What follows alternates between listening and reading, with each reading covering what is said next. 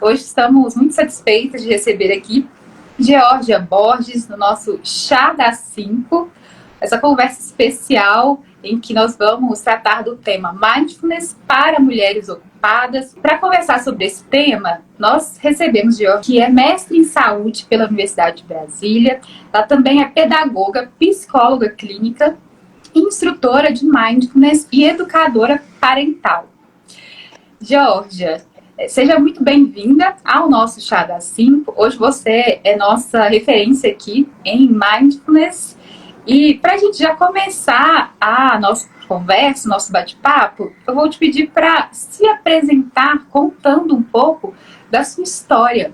Quem é a Georgia Borges? Como que a sua história se cruza com a prática do Mindfulness?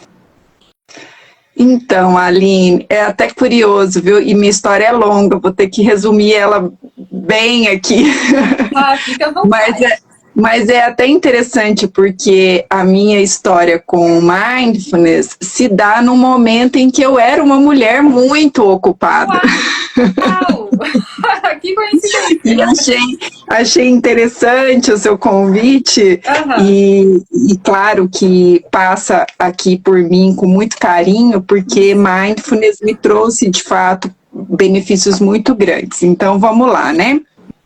Eu sou Georgia, sou professora, sou psicóloga, sou a mãe do Tomás, também sou esposa, dona de casa, né? E venho de uma trajetória na educação. Então, eu sou do Mato Grosso do Sul, hoje eu moro em Belo Horizonte, e eu comecei a vida acadêmica muito cedo, e logo me responsabilizei por vários cargos acadêmicos, coordenação, pró-reitoria de pesquisa, comitê de ética, então era muito envolvida nessa área. E junto com tudo isso veio também muita ocupação, né? Muito estresse, muita correria, né? Toda essa dinâmica.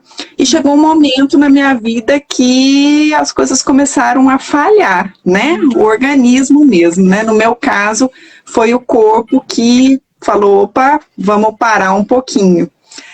Naquela época, isso já tem mais de 15 anos, quase 20 anos, não tinha muitas coisas de Mindfulness, muito menos no Mato Grosso do Sul, então minha mãe praticava yoga e eu passei a fazer algumas aulas de yoga. E aí, nesse momento, eu estava fazendo mestrado também, muita correria, e hoje, eu acredito que seja ainda, mas na minha época, nessa época, era muito chique falar que a gente tinha uma vida ocupada, que era correria, que não tinha tempo para as coisas, né? E eu era bem jovem, então isso enchia os olhos, né? Uma vida profissional cheia, com muitas tarefas, né? E foi então que eu tive uma reação aguda ao estresse, né? E precisei, então, buscar alternativas e fui para a prática de yoga. E nesse processo eu comecei a buscar, né, retiros, a ler um pouco sobre meditação, e encontrei um retiro de Vipassana, que é uma das práticas, né, que dão origem ao Mindfulness laico, que a gente conhece hoje. E então comecei essa jornada, né, e aí então conheci o budismo e fui até que me mudei para Belo Horizonte e fui fazer uma formação de yoga. Então eu sou formada, tenho como instrutora de yoga, passei alguns anos dando aula de yoga, e novamente a educação me capturou e eu fui ser coordenadora de uma escola particular aqui, né, de uma rede em Belo Horizonte, e novamente fui, né, enredada aí por essa questão de muitas tarefas, de multitarefas. E neste momento, então, eu entrei profundamente na prática de Mindfulness, fui fazer minha formação de Mindfulness, e aí como psicóloga eu quis trazer Mindfulness para dentro do consultório, fui fazer uma formação de Mindfulness para psicólogos, depois fui estudar psicologia positiva também para complementar, e hoje atuo no consultório com mindfulness, né, e na terapia de aceitação e compromisso, que também uma das bases é mindfulness. Então, na verdade, assim, toda a minha base, né, começou a ser pelo mindfulness. E também fiquei mãe, né, do Tomás, e passei por grandes desafios da parentalidade e também fui buscar. Então, sou educadora parental, fiz formação de mindfulness focada em crianças, né, e tudo nessa busca, tanto interna, que se reflete na minha vida profissional. E hoje eu atuo somente no consultório, ainda dou aulas na universidade, mas no sistema online, então continuo com uma vida atarefada, como mãe, tudo, mas com um ritmo um pouco mais saudável, digamos assim. Acho que é isso. O bom é que você já trouxe uma outra pauta aqui para eu te convidar para você retornar, que é sobre educação parental. Uhum. Nós temos um público aqui que também vai se interessar por esse assunto. Inclusive pela questão dos desafios, como você conseguiu lidar, né, lida com isso.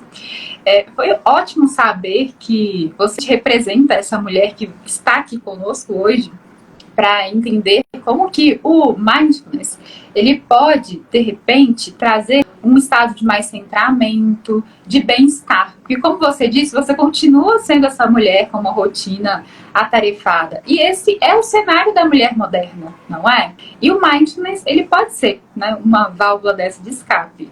E aproveitando para fazer esse gancho, como que você definiria, Georgia, o mindfulness? Para uma pessoa que nunca ouviu falar, porque a gente está falando aqui com entusiasmo, com empolgação e sabendo dos benefícios que a prática tem, até esse termo, né, para a gente já se tornou muito comum, mas e para quem nunca ouviu falar de mindfulness, o que essa palavra significa? Então, eu gosto muito de uma definição que não é muito científica, assim, é uma definição mais intuitiva, que é mindfulness seria lembrar de se lembrar. E aí lembrar de se lembrar do quê? Né? Lembrar de se lembrar do que é verdadeiramente importante nesse momento. Né? Então, aí para ampliar um pouco isso, né? Quando você foi falando, aí eu fiquei pensando assim, o que mindfulness trouxe, né, para minha vida, para essa vida atarefada? Eu acho que é esse estado mental, né, porque mindfulness é um estado mental que você treina, né, para se tornar vigilante, basicamente, né, que algumas pessoas traduzem como atenção plena, a gente gosta no nome de traduzir como consciência plena, né, de estar consciente, né, com gentileza, com amorosidade, com compaixão, né, uma forma de olhar para os sentimentos, para tudo isso que está acontecendo no momento, para os pensamentos, sem julgamento, mas com investigação, né, trazendo alguma novidade no sentido de sair desse piloto automático que as tarefas do dia a dia nos colocam, né? Porque a nossa rotina atarefada, o que ela faz? Ela faz a gente fazer tudo numa sequência que começa a ficar automático. Então, eu não... E agora, né, uma coisa que eu acho incrível é essa onda do podcast. Então, daí a gente faz tudo no automático e agora escutando o podcast. Né? Então, o que a gente está fazendo? Né? Então, quando você começou a falar, eu fiquei prestando atenção, assim, e eu acho que o que mindfulness trouxe para mim nesse sentido foi qualidade e organização, no sentido de me trazer uma presença para priorizar nessas tarefas o que de fato é importante e eu poder colocar numa escala, assim, de prioridade, né? Então, nesse caminho, eu fui deixando algumas coisas, fui agregando outras, né? para tentar conseguir fazer as coisas com mais qualidade, com mais presença. Então, não é realmente deixar de fazer o que é importante para você, mas é saber de fato se é importante e o que é importante. Ter mais clareza em relação às prioridades, né? É isso que você trouxe. Na minha formação, ele acabou sendo um estilo mesmo de vida, né? Um princípio, né? Um valor, porque é algo, não é algo que, por exemplo, você consegue utilizar hoje, né? E isso fica. Não, né? É como eu costumo dizer, né, para os meus alunos e para os meus clientes de terapia e de mindfulness, que é como escovar os dentes, né? Então, a gente aprendeu a ter a higiene corporal, né, bucal, alimentar e tudo, mas a gente não aprendeu a ter a higiene mental, né?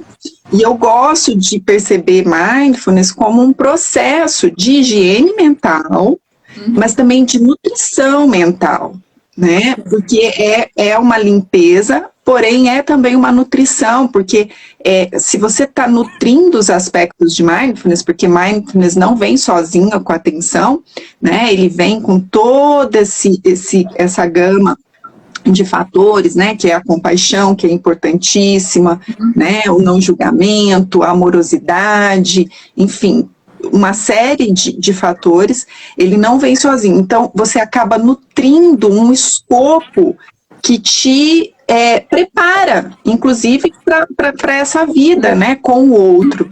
Porque tem isso também, né? Existe uma crítica relacionada que mindfulness é olhar para dentro, que a pessoa se torna mais egoísta, que é uma coisa individual, mas, na verdade, quando você trata ele como esse treinamento mental, você está praticando esses outros componentes que vêm junto.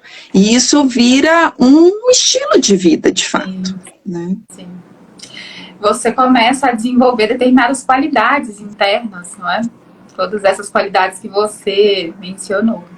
Sim. Realmente é um processo de transformação pessoal. E que envolve o outro, porque você está em contato com o outro, né, no dia a dia. Então, se eu me transformo, a maneira como eu me relaciono com o outro também vai se transformar. Eu entendo quando você fala que parece que é um olhar só para dentro, mas não, ele vai desenvolver qualidades que melhoram essa minha relação com o outro, né, na rotina.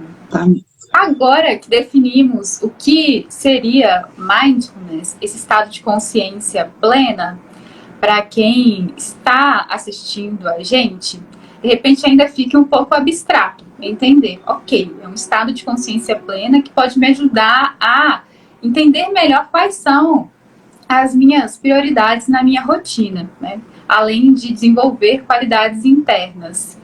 Na prática, o que seria o mindfulness? Mindfulness laico, né, como a gente conhece aqui no Ocidente, como ficou propagado, esse programa de 8 semanas, né, ele traz, né, várias posturas, né, a postura formal, sentada, dá para fazer deitado, dá para fazer caminhando, né, então tem várias práticas.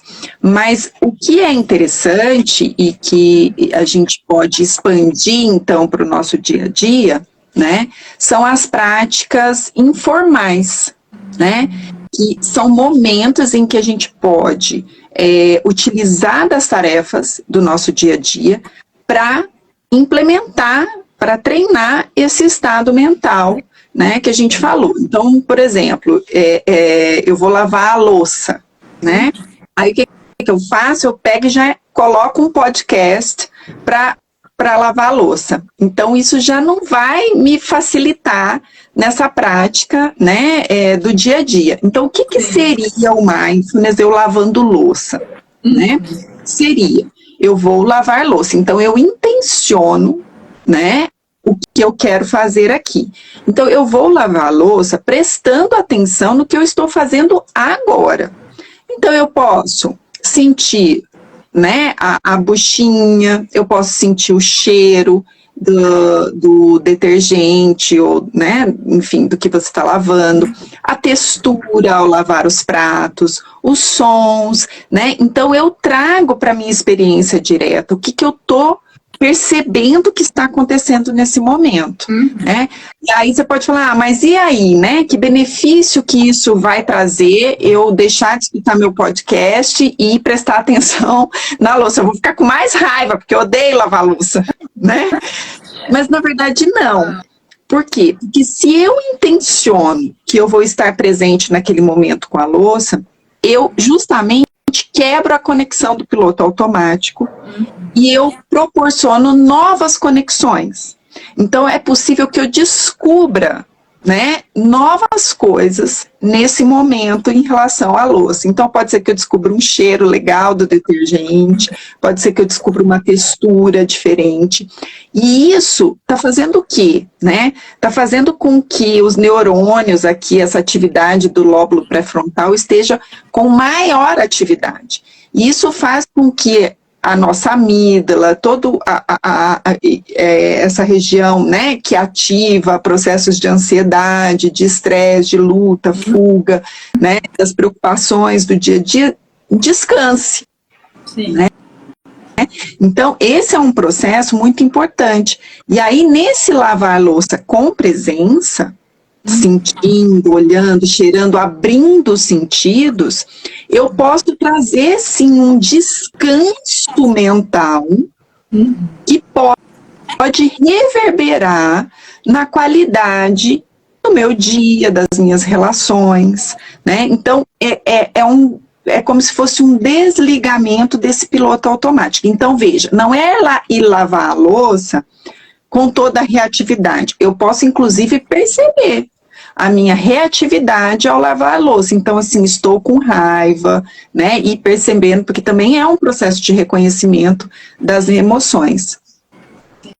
Entendo. Você trouxe 3 tópicos aqui que eu quero aprofundar com você. Sim.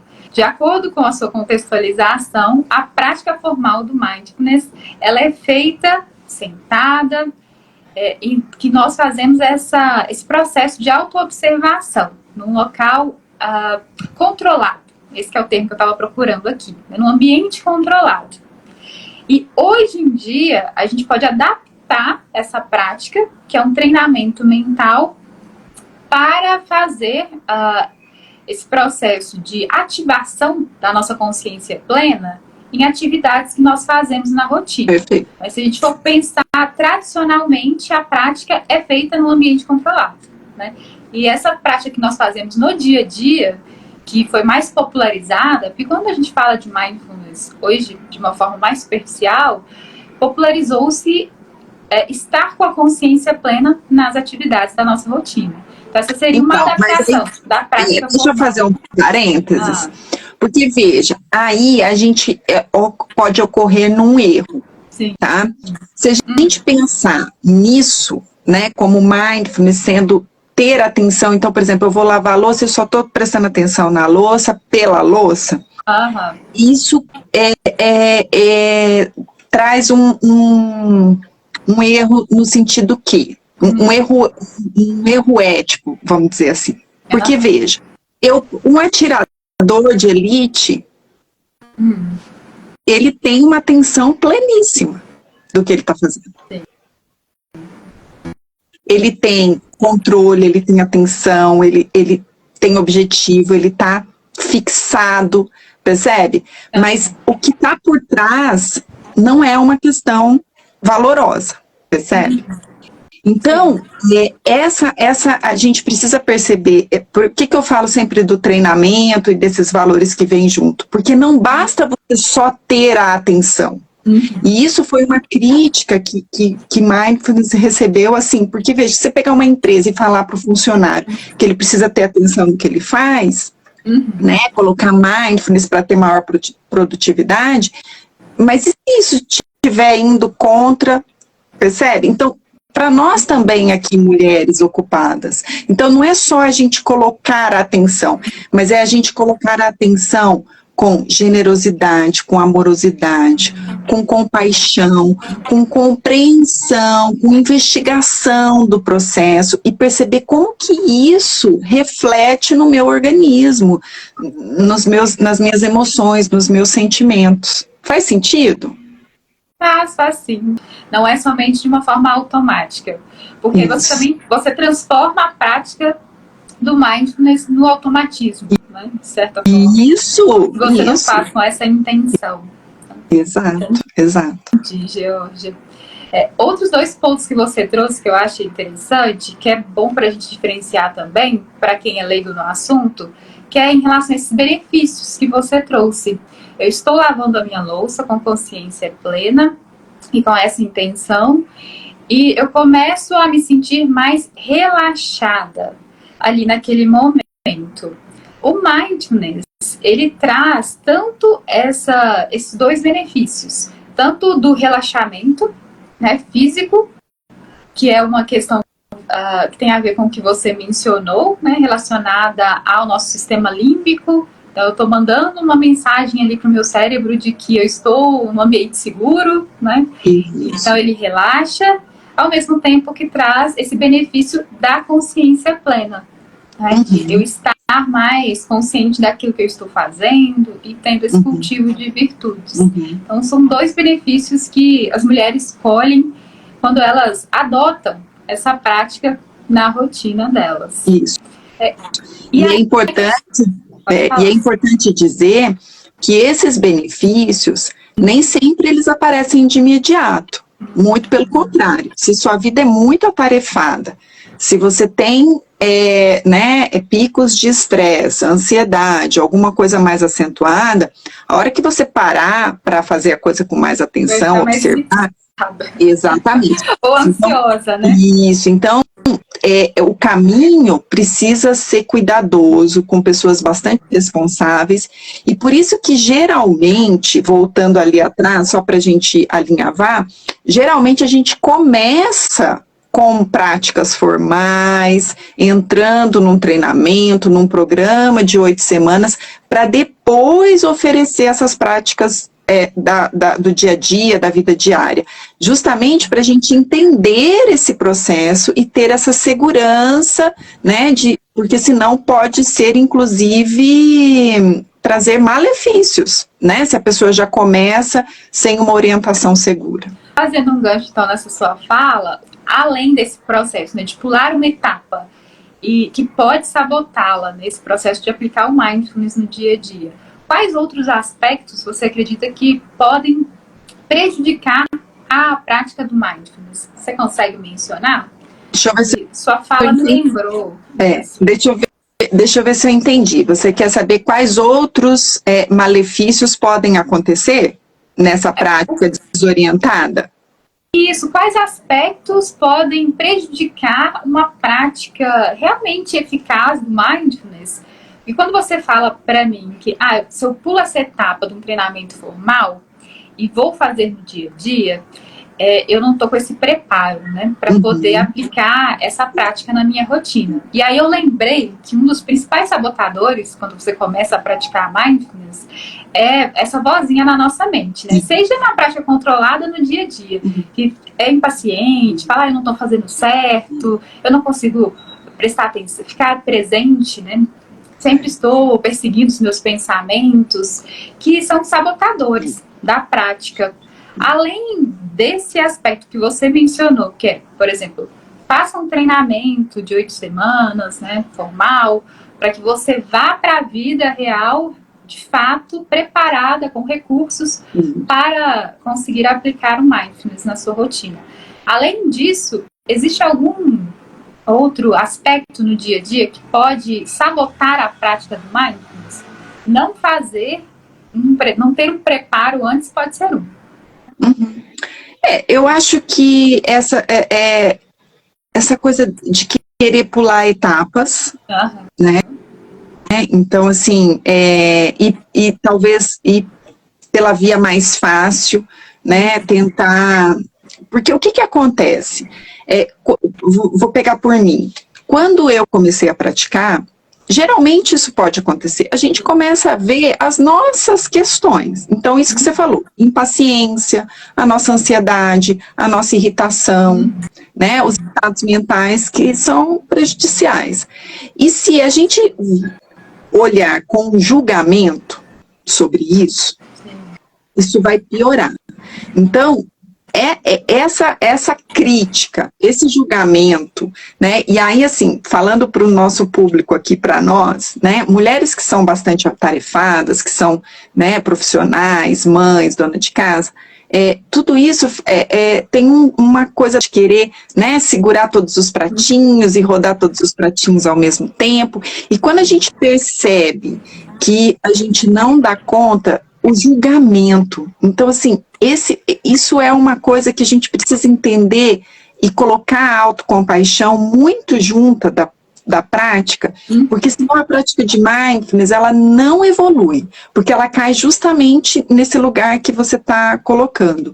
Então, assim, não ter o entendimento e a compreensão, né, do que é compaixão, do que é a autocompaixão, de como que a gente pode aplicar, o que é exatamente esse não julgamento, porque não é se tornar uma pessoa, então, que agora não é crítica, não sabe o que é certo, o que é errado, tá tudo, virou, tudo é aceito, não, né, mas é esse acolhimento. Então, se eu não tiver esse acolhimento, né, sobre os meus processos e essa abertura, de fato, mindfulness vai ser muito prejudicial, né? Porque ele vai te jogar num lugar de autocrítica, né, de culpa, nesse lugar. Não sei se eu realmente te respondi.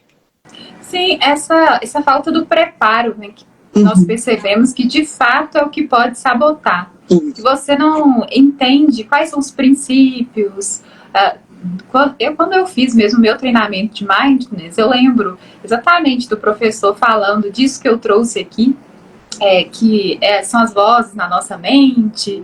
Então, se eu não tivesse feito aquele treinamento no dia a dia, eu poderia ter desistido da prática, porque na primeira vez que eu tentasse, eu já ia falar, não estou fazendo isso direito, né? Estou fazendo certo. Ou começaria a me julgar, como você mencionou, e aí ao invés de você se motivar, você se desmotiva, né, fazendo. Então, de fato, o preparo, ele elimina, né, os nossos sabotadores.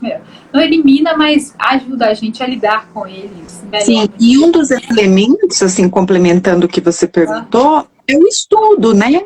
Porque sem um estudo correto, a gente não consegue também um treinamento, uma prática correta, né? Então, é legal ter bons livros, né? Se for partir para um aplicativo que oriente, né? Que seja legal, bacana, né? Ter esses recursos, né? Para se aventurar. Exato. E falando em recursos sabotadores, né, em preparo, o mindfulness não é uma prática, né, um lugar que você chega. Que eu acho que é isso também um pouquinho na sua fala. Eu não fiz um treinamento, comecei a praticar e daqui em diante agora eu estou com a minha consciência plena. E nunca mais vou voltar a entrar no piloto automático e tudo mais. Né, que é uma ilusão que muitas vezes pode criar. Então, o que você falaria para as mulheres que têm esse primeiro contato com mindfulness e sente, né, porque eu falo que no primeiro contato que a gente tem, a maior parte das pessoas que eu converso, elas sentem uma certa paz interior, um estado de centramento, às vezes uma melhoria mesmo ali no bem-estar delas na rotina, e aí de repente ela se vê voltando nesse piloto automático, né? Isso acontece, Jorge? Não é só com uma pessoa, com outra? É normal? É normal, porque uma das questões que a gente precisa entender... Desculpa. Uma das questões que a gente precisa entender logo cedo, quando a gente entra nesse estudo, nesse treinamento, é sobre a impermanência, né? sobre a realidade das coisas, né, impermanentes. Então, nada é permanente portanto, né, os nossos processos, né, os nossos momentos de vida, os nossos desafios, né, então não é sobre se tornar alguém, né, que não vai ter mais reações, mas é um treinamento que eu possa começar a responder a partir, né, desse espaço que se cria, né, entre o estímulo e a resposta, porque a prática de mindfulness é isso, né, a gente começa a criar mentalmente um espaço onde eu consigo responder no lugar de simplesmente reagir aos estímulos, né. Agora veja, a cada momento nós temos novos desafios, né? Então, a prática, ela precisa ser contínua, né? Então, veja, eu lá 20 anos atrás nem tinha filhos, né? Então, nem contava com isso, e já tinha uma série de coisas para reagir, né? Quando eu tive meu filho, eu tive um outro encontro com o mindfulness, porque eu me deparei, né, com outras irritações, com outras impaciências. Então, sim, agora, claro que se você tiver, né, uma prática contínua, bem elaborada, como eu falei, né, se isso passa a ser um estilo de vida, provavelmente com a experiência, com a sabedoria, vai chegar um momento em que você vai ter mais controle, né, mais regulação emocional desse sentido, né, não só pelas questões de treinamento, mas também até pela questão da estruturação cerebral, que vai mudando, né, que vai ativando processos mais conscientes. Né? Então, sim, pode-se chegar a um estado, né, que você fique mais pleno, de fato. Mas na nossa realidade do dia a dia aqui, não, né? A gente vai continuar ralhando com o menino, percebe? Só que a cada momento em que você vai praticando, você vai conseguindo chegar um pouco antes, né, dessa reação, né? Então, isso é algo que a gente também precisa entender, porque pode ser um sabotador realmente, né? E aí falar assim, isso não é para mim, né? Uma vez que eu não alcancei essa coisa plena, então não é para mim, né? Tem muita gente que fala isso, não, eu já tentei, mas não é para mim, né? Porque aí eu passo um pouco e aí eu volto, mas é isso, por isso que lembra lá no início eu falei, né, da definição, lembrar-se de lembrar, porque o processo de mindfulness é o tempo todo a gente lembrando de se lembrar, de voltar, de praticar, de colocar a intenção. Então, pisei na bola, peraí, deixa eu voltar aqui. Então, é esse o processo. Ótimo. Eu gostei muito que você falou sobre esse processo de gerar novas conexões no nosso cérebro, né? Então, de fato, a gente não volta a ser a pessoa que a gente era, né? Antes do mindfulness. Há um progresso mesmo, né? O que não nos previne de falhas. Então, como seres humanos, né, a gente pode, diante desses novos desafios, que você mencionou, enquanto eu sou solteira, eu tenho determinados gatilhos no meu dia a dia. Depois eu vou ter outros desafios enquanto mãe, depois outros enquanto esposa, se passar por outro desafio, né, uma mudança de cenário na minha rotina. Então, é importante a gente destacar, né, que existe essa evolução mesmo, mas não elimina essa possibilidade de a gente se deparar com novos cenários. Né? E, além disso, você trouxe também que essa mudança na nossa forma de ser, ela vem com uma mudança no nosso estilo de vida, né? Então, de fato, essa mudança que você passa a vivenciar ao praticar mindfulness, ele vai te transformar enquanto pessoa e na sua forma de agir na vida, porque quando a gente está mais autoconsciente, a gente consegue fazer escolhas diferentes, que cruza com o que você mencionou. Então, esse tempo, né, entre o estímulo e a resposta. Então, o que eu vou escolher no meu dia a dia, na maneira como eu vou agir, seja nas minhas relações, agora com esses novos recursos que você mencionou, da compaixão, né, da empatia, da amorosidade. como que eu vou fazer escolhas em relação às minhas conversas, tudo mais, muda de fato, né, em relação ao meu estilo de vida, ao que de repente eu vou comer, se eu vou me exercitar ou não, porque você está mais consciente, mais presente para si mesmo, fora desse automático. E aí, por último, você trouxe pra gente o Não É Pra Mim, né, o famoso. E que bom que você lembrou dele, Georgia, porque eu tinha esquecido. E esse realmente é muito comum. E quando você traz rompe, né, com essa ideia do não é pra mim aqui, é importante pra gente trazer para essas mulheres, porque muitas vezes a prática que ela fez foi frustrada por falta de uma orientação, como você mencionou, né? Uma base para ajudar ela a inserir isso no dia a dia aqui. Porque o mindfulness, ele é para todo mundo, especialmente nesse contexto que nós estamos falando aqui, né, para essa mulher que tem uma rotina agitada. Então, isso pode ser uma crença limitante que a própria pessoa tem ainda, né, um pensamento, quando a gente fala dessa crença limitante, de um olhar de fora, ainda não conheço muito bem isso, então acho que não é para mim. Ou eu sou uma pessoa muito agitada, então isso não é para mim. Ou tive uma prática frustrada e aí tenho me apego a esse pensamento do não é para mim. Então, que bom que você lembrou de trazer isso aqui pra gente quebrar e romper com essa crença. E caso alguém esteja aqui com a gente e tenha essa crença, compartilhe conosco. Por que você acha que não é para você? Pra gente aproveitar a presença da Georgia também e romper com esses bloqueios internos que podem nos limitar. E é interessante que quanto mais a gente acha que não é pra gente, quanto mais a gente precisa. Exato! Essa sua fala me lembrou de um dizer que fala assim: quem diz que não tem tempo para meditar é quem mais precisa meditar. Exato, exato. Eu não sei se é adequado, né? Porque agora, com base na nossa conversa, eu iria te pedir para sugerir algum tipo de prática ou exercício para essa pessoa iniciar.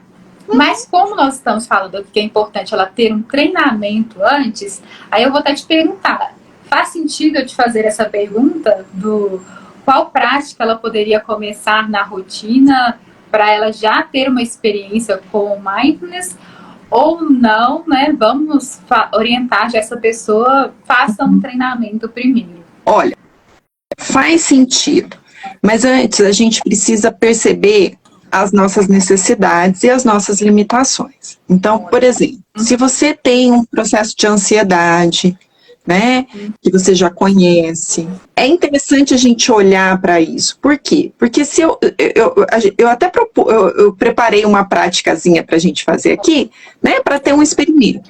Mas por quê? Porque muitas práticas podem trazer desconforto. Né? Por exemplo, eu estou aqui ansiosíssima de estar falando com você. Aí, se eu for observar minha respiração, ela vai estar, né? Aí, se eu for dar atenção para a respiração, eu vou perder minha atenção. Percebe? Né?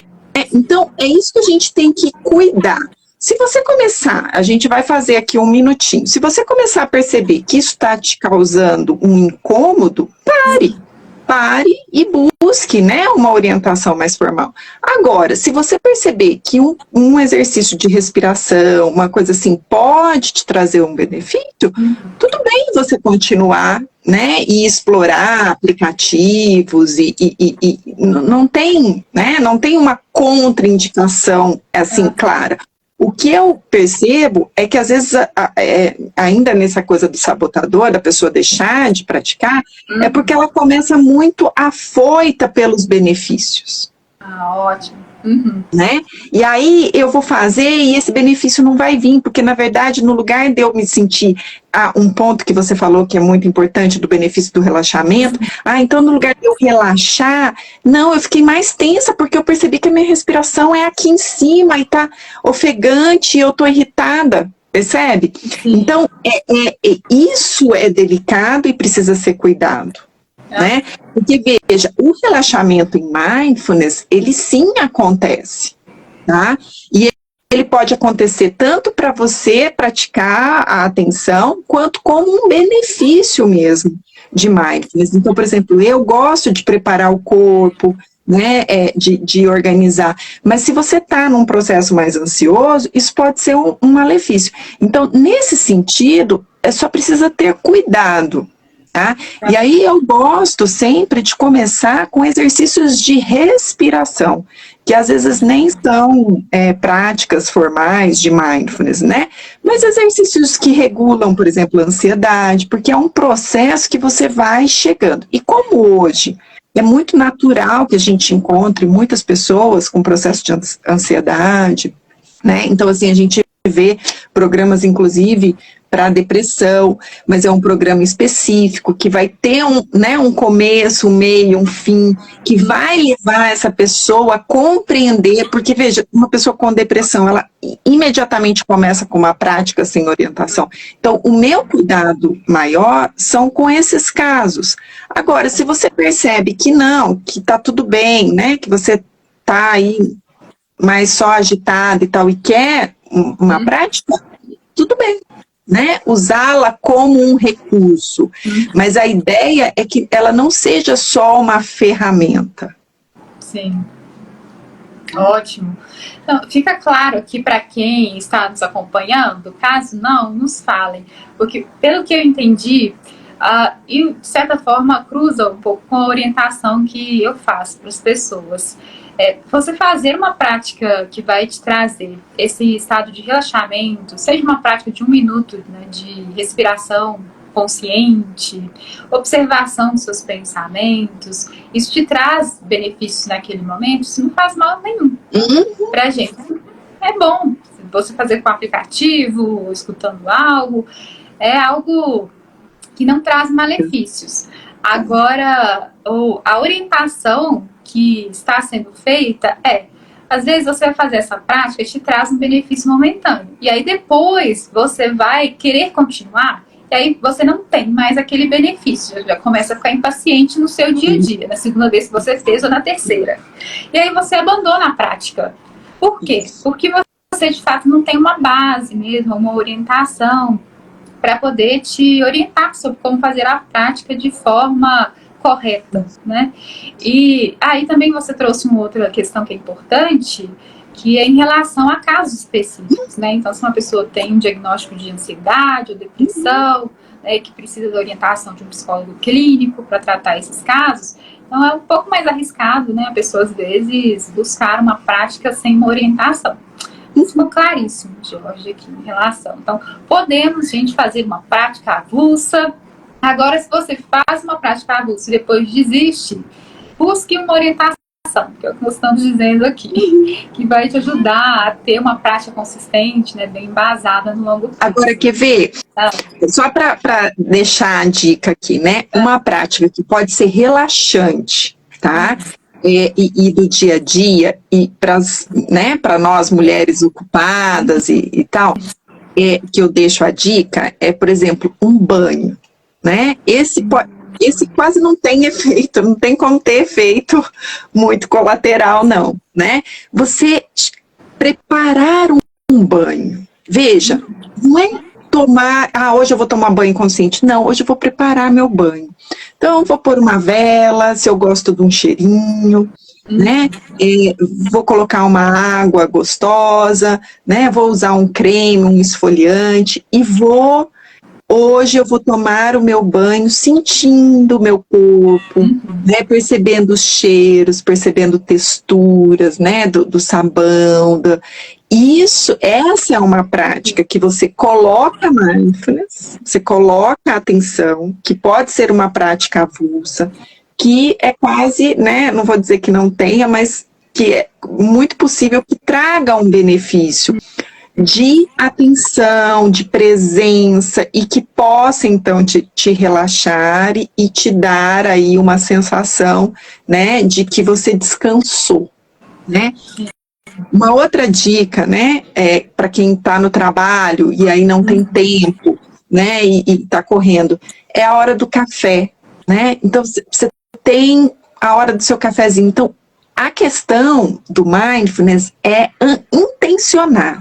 Então, eu vou pro meu café agora e vou sentir o cheiro do café, vou sentir o gosto do café.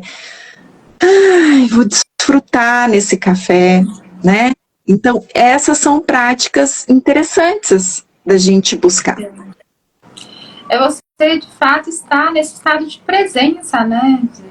Você falou do exemplo do podcast, de a pessoa, às vezes, vai lavar uma louça e ela está escutando outra coisa. O que cria até mais ansiedade, mais estresse na nossa rotina, né? A gente nunca está onde a gente está de verdade. Né, Jorge?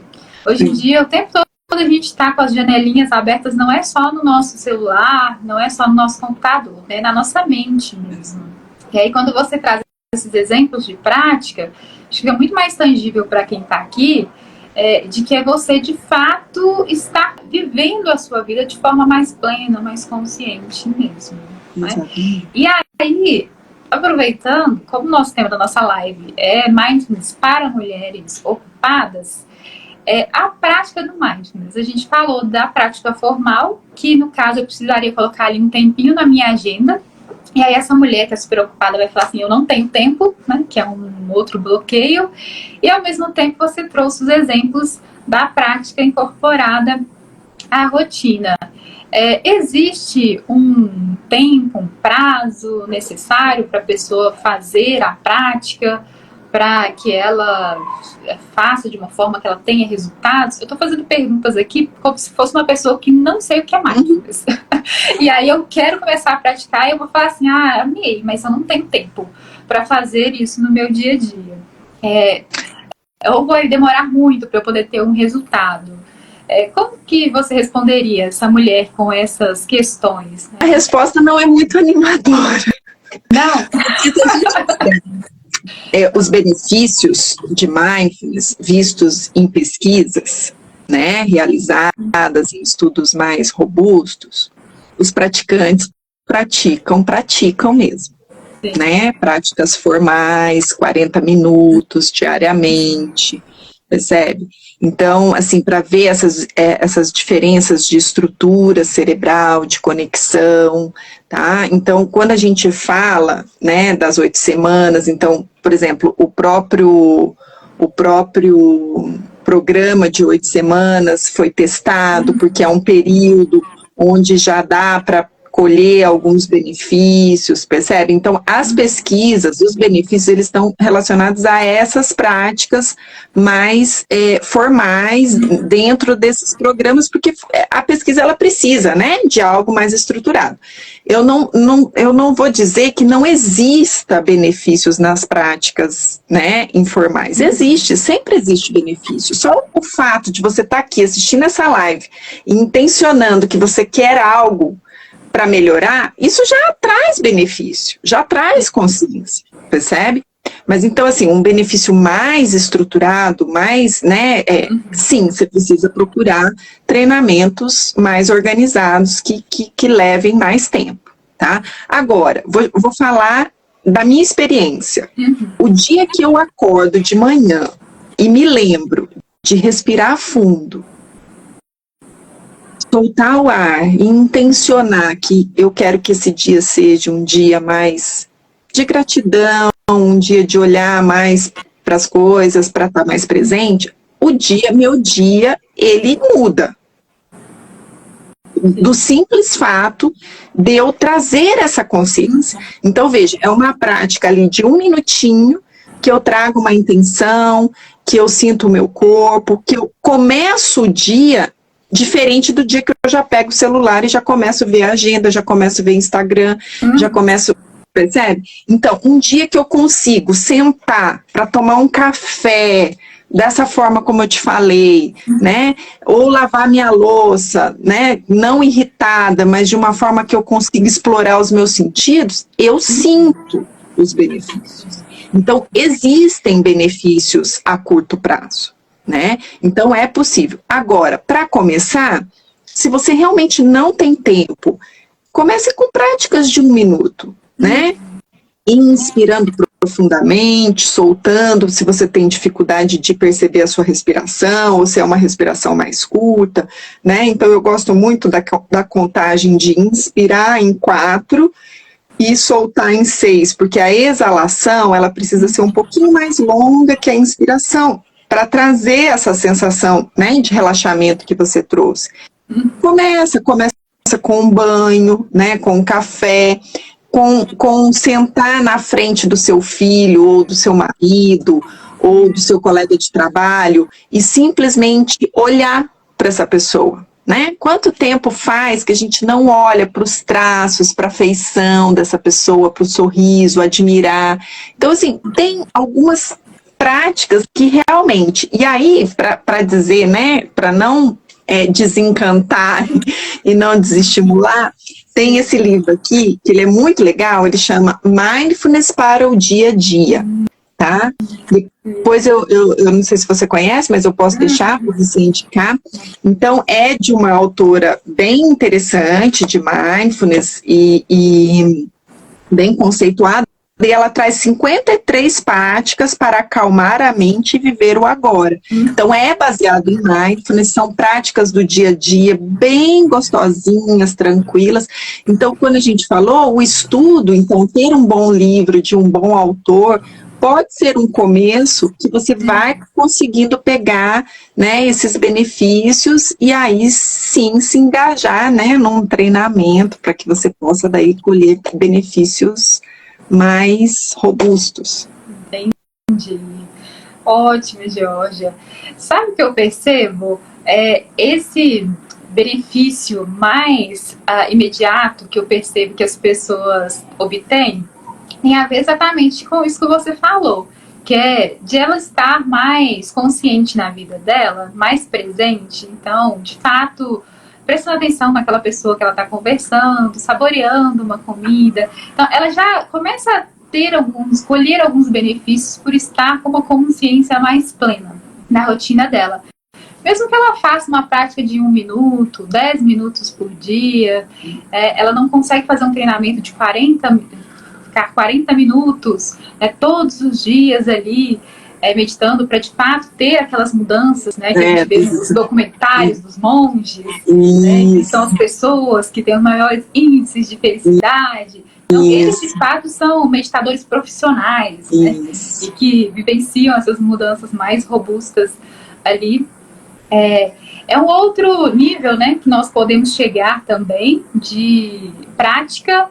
Mas, para não desanimar, como você falou, e né, para não desanimar mesmo, gente, só de você começar a estudar, por exemplo, o livro que a Georgia trouxe aqui, de participar dessa live, como ela mencionou, de estar nesse estado de mais consciência plena, você já colhe muitos benefícios, né, para o seu bem-estar, para a melhoria da sua relação com você, com os outros na rotina.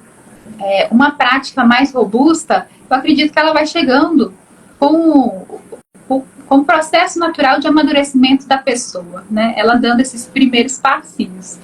E aí, eu vou puxar uma outra coisa que você falou também, que é essa questão que você trouxe. A pessoa que não tem tempo para meditar é a pessoa que mais precisa. Se você tira uma semana, né, da sua vida, faz um treinamento, de repente, de 8 semanas, para poder conseguir ter desenvolver uma competência, né, uma capacidade, de certa maneira, que vai te trazer muito mais benefícios depois, ela vai te roubar um tempo a princípio, mas ela vai te fazer ganhar muito tempo depois, não é, Georgia?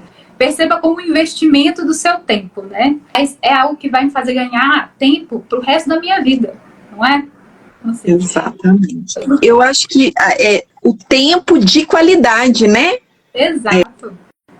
Eu acho que a grande sacada é essa, você conquistar mais tempo de qualidade, né? E sim, é muito possível, né? Eu era essa pessoa que achava que não era para mim, né? Então hoje quando eu conto, porque muita gente acha assim, nossa, Georgia é zen, né? Georgia, né? Aí quando eu conto, né? Eu falo, mas como? Então assim, é possível, né? É possível começar devagar, né? É possível começar com uma boa leitura. Começar é o que é importante. É importante, né? Exato. E prestar atenção nesses efeitos, tanto os bons quanto ruins, também é importante para você perceber como que você vai dar continuidade, não é para parar. Então, por exemplo, me senti mal, vou parar. Não! deixa eu investigar aqui qual que é o melhor meio, então, de eu dar continuidade de forma que eu consiga preservar isso, que eu possa ir mais devagar, que eu possa ir mais orientada, né?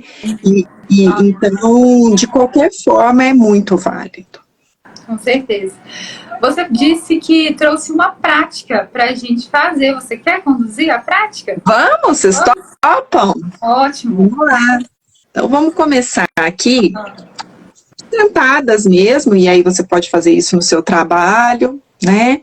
Coloca os pés bem alinhados no chão para você sentir o aterramento. Se você tiver a oportunidade, onde quer que você esteja, de tirar os sapatos, é uma boa ideia para você sentir mais, aterrar. Eu vou convidar você para fechar os olhos, mas se você não se sentir bem em fechar os olhos, você pode ficar com os olhos entreabertos. Posicione os seus braços, as suas mãos, de uma forma que você consiga estabelecer um relaxamento, aí um contato com o seu corpo, o lugar onde você está sentado. Apenas observe o seu ambiente, veja qual a temperatura que chega, se há sons no seu ambiente.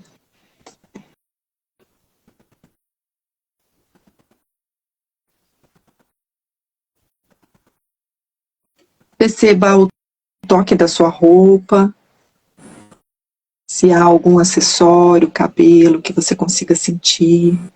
O convite é para um aterramento, para um voltar para essa presença corporal. E nesse retorno, pode ser que você sinta alguma aversão, algum desconforto, e tá tudo bem. Só olhar para isso, perceber.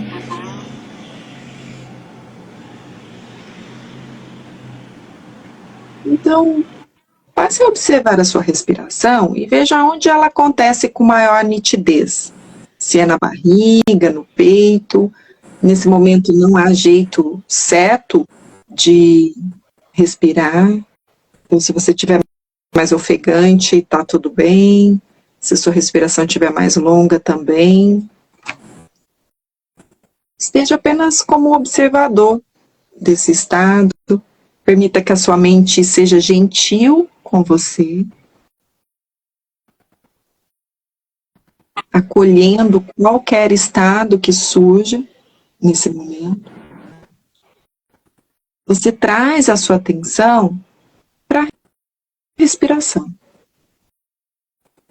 E aí nós vamos fazer essa respiração. Inspirando, você conta até 4.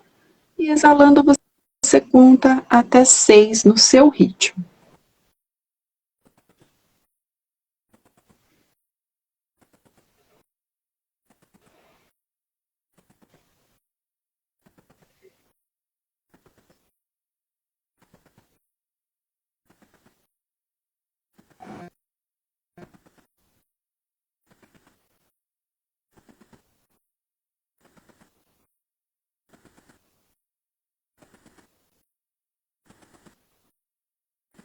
Se pensamentos, sensações roubarem a sua atenção da contagem, você volta gentilmente, mantenha a contagem um pouco mais.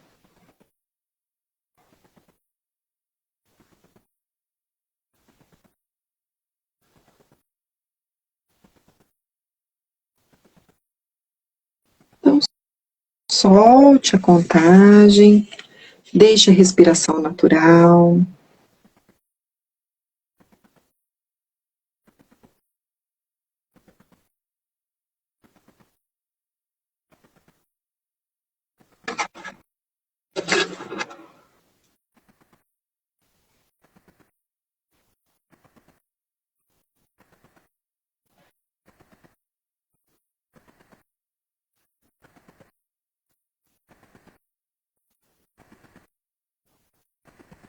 Inspirando naturalmente, vou trazer algumas frases para você sentir como elas reverberam em você nesse momento. Mindfulness traz intencionalidade às suas escolhas. É realmente sobre escolher.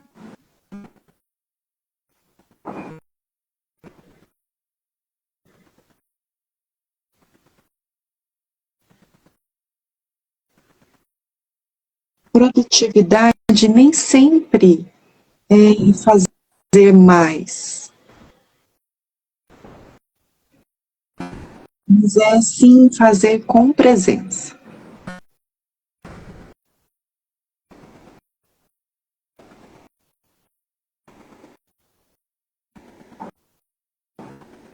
Focar no essencial é dizer não com gentileza, e sim com atenção. E com essa prática, eu convido vocês a dizerem sim a esse momento. Dizerem sim para a sua respiração.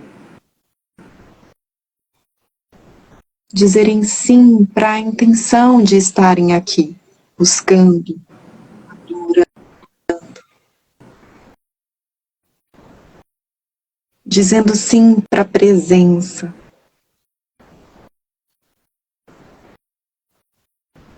Dizendo sim para o que verdadeiramente importa. Inspire profundamente. Solte o ar. Traga movimentos, preparando-se para encerrar a prática.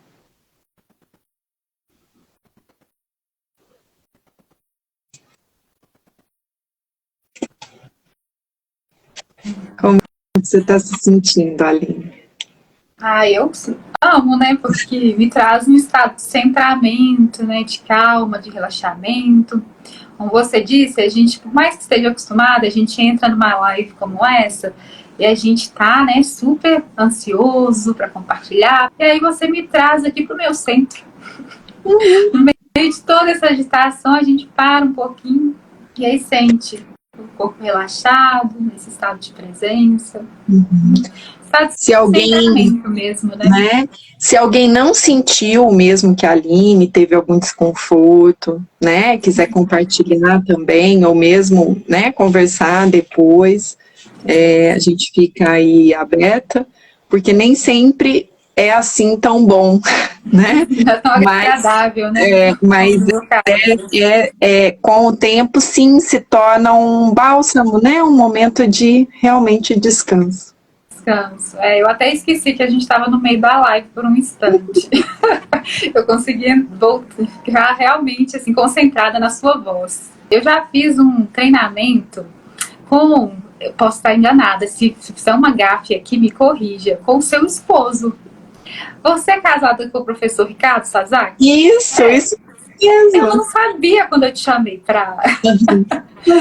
Eu comecei a meditar em Brasília. Então, tudo que eu falei para você não é novidade. Você teve aula com ele.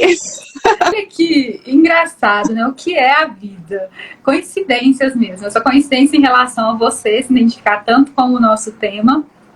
Quando você, né, eu vi que você é mestre em saúde pela UNB, eu fiz meu mestrado na UNB também, fiz um mestrado lá, e aí comecei a meditar lá, e quando eu voltei para Belo Horizonte, eu estava super empolgada com a prática, e eu não queria perder, de fato, né, aquele ambiente que eu tive lá, numa sanga, eu realmente comecei a participar de um movimento. E aí eu encontrei aqui o Nalanda, na época, isso foi em 2016, 2017, e aí participei de uma... Eu não lembro o que era exatamente o curso na época, mas foi no espaço que vocês têm na Serra...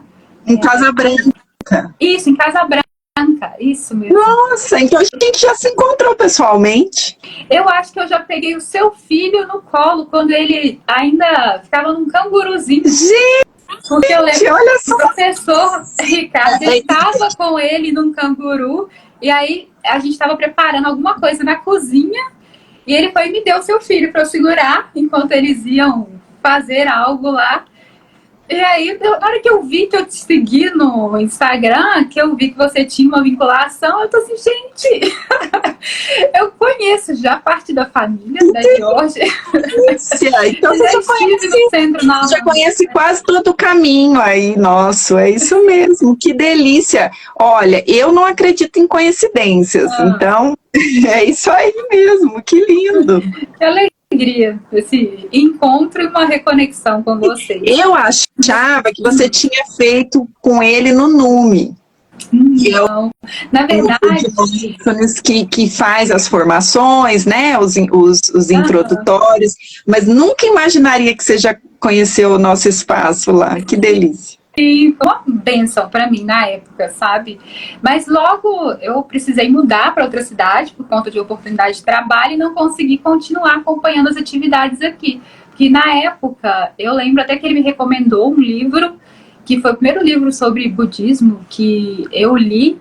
Era um livro fininho, que eu esqueci o nome dele agora. Centro dentro de nós. Nobre Caminho Óptimo. O Nobre Caminho Óptimo, perfeito. E aí comecei a me interessar e queria até começar a estudar mais sobre o budismo. Mas precisei fazer essa mudança de cidade e aí acabei não continuando, né, participando das atividades. Mas que bom que a gente teve esse reencontro agora. E agora você está em BH de novo? Voltei agora na pandemia, quando encerrou meu contrato nessa outra cidade. E aí, por conta, né, de todo esse caos que a gente viveu da pandemia, eu não me reconectei a nenhum outro grupo que tenha uma prática, uma sanga ou algo do tipo. Eu acho que está chegando o momento agora de novo. Vamos combinar essa live presencial, então. Vamos combinar. Chamar umas pessoas para meditar com a gente, pessoal que está aqui, presencial, para a gente se conhecer presencialmente. Perfeito, vamos sim. Reconhecer. A gente divulga aqui. Aproveitando agora que a gente já fez essa conexão, deixa pra gente, Georgia. Já quero te agradecer novamente, né, pela sua disponibilidade, pela sua atenção e generosidade de vir aqui compartilhar o seu conhecimento com a gente, essa prática tão gostosa agora no final, para mim, gente, pelo menos, como a Georgia falou, se não foi para você, agora eu vou pedir para ela deixar os contatos dela, né, pra vocês poderem trocar, continuar conversando também sobre esse tema, mas, de modo geral, só tenho te agradecer mesmo, viu, Georgia, pela sua troca, pela sua contribuição. Aproveita para deixar os seus contatos para quem tiver interesse de entrar em contato com você, como psicóloga clínica ou também em relação à instrução de mindfulness, como que as pessoas conseguem te encontrar? Bom, para mim, uma delícia estar aqui, é sempre uma alegria para mim falar da minha experiência, disso que mudou minha vida, né, e da qual eu gosto de compartilhar, porque eu acho que a minha função aqui nessa terra é ajudar também que as pessoas mudem, né, suas vidas com amor. Eu gosto muito daquela frase do Belchior, né, amar e mudar as coisas é o que me interessa, e é isso mesmo. Então, assim, te agradeço imensamente esse espaço, agradeço o pessoal que está aqui, né, que conseguiu um tempinho, né, para nos prestigiar, o pessoal que vai assistir aí pelo YouTube, e eu estou na clínica, né, então só me conectar aí pelo @GeorgiaBorges. A gente tem o NUME, que é o Núcleo de Mindfulness, que propõe, né, os programas de 8 semanas, introdutórios, e tem a formação também para instrutores de Mindfulness. E, como você mencionou, eu vou mencionar então o Nalanda, que é o Centro de Estudos Budistas, né, que também tem práticas de meditação, estudos, né, tem encontros toda terça-feira com o Ricardo. Então, é só me procurar no Instagram, no @GeorgiaBorges, que eu estou à disposição. Ótimo. Obrigada, gente, pela companhia de vocês. Espero que essa conversa tenha feito sentido. E a gente continua trocando, seja nos comentários desse vídeo depois, ou diretamente nos nossos inbox das nossas redes. Eu tô vendo aqui um recadinho da Júlia, quero mandar um beijo para ela e agradecer a participação aí. Outras pessoas participaram, mas não aparece para mim, parece que aparece só a última pessoa. De qualquer forma, eu agradeço todos que estiveram aí, que interagiram, que puderam praticar e conhecer um pouquinho mais disso. Obrigada, Aline, mais uma vez. Imagina, obrigada aí. Beijo, beijo, gente. A gravação sai no YouTube às 17 horas na quinta-feira, o nosso Chá das 5. Perfeito. Beijo. Tchau, tchau. Tchau.